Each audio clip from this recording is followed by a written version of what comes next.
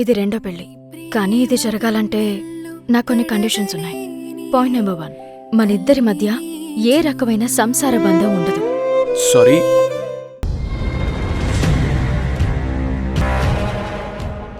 నన్ను క్షమించు నాన్న.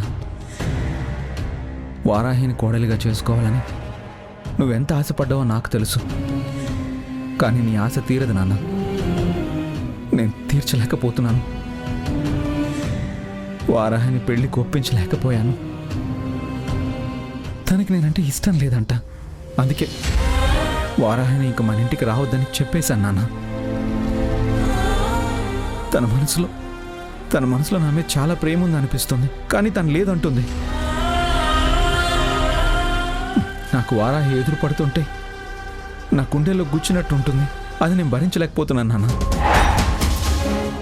ప్రేమించిన మనిషి నన్ను ఇలా దూరం పెడుతుంటే నేను భరించడం, తట్టుకోవడం నా వల్ల కావట్లేదు నాన్న.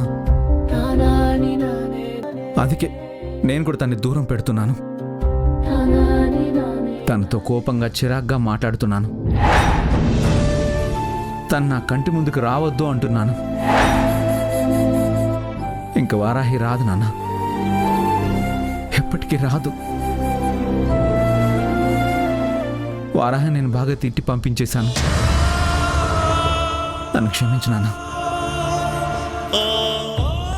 ఇక వారాహి నీ కోడలవ్వదు. ఇంకెప్పుడు నీ కంటికి కూడా కనిపించదు.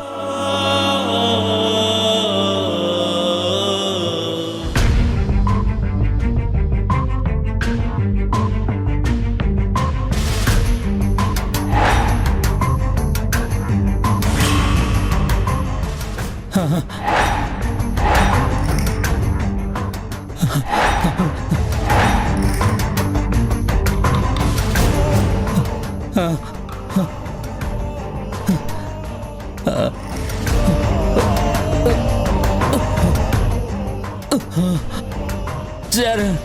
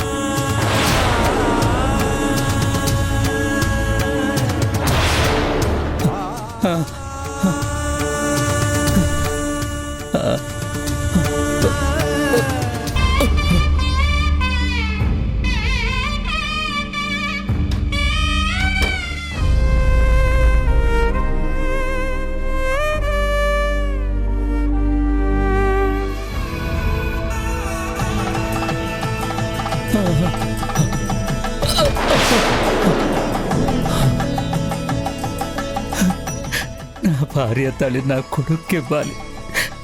వాడి పెళ్లి నేను చూడాలి.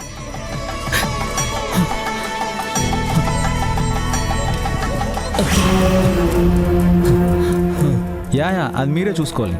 బట్ కొంచెం కేర్ఫుల్గా ఉండండి. అది నాన్నకు చాలా ఇష్టమైన ప్రాజెక్ట్. చరణ్, చరణ్,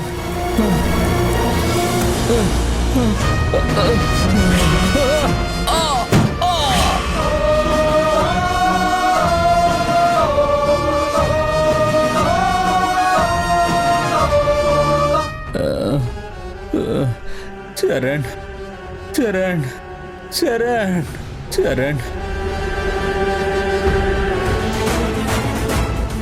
అది మిస్ అవ్వకూడదు. ఆ ప్రాజెక్ట్ మెటీరియలైజ్ అయితే నాన్న చాలా సంతోషిస్తారు.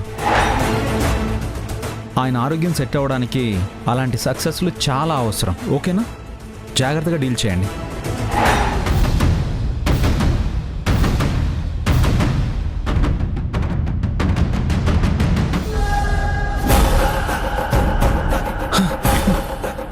నానా నానా నానా నానా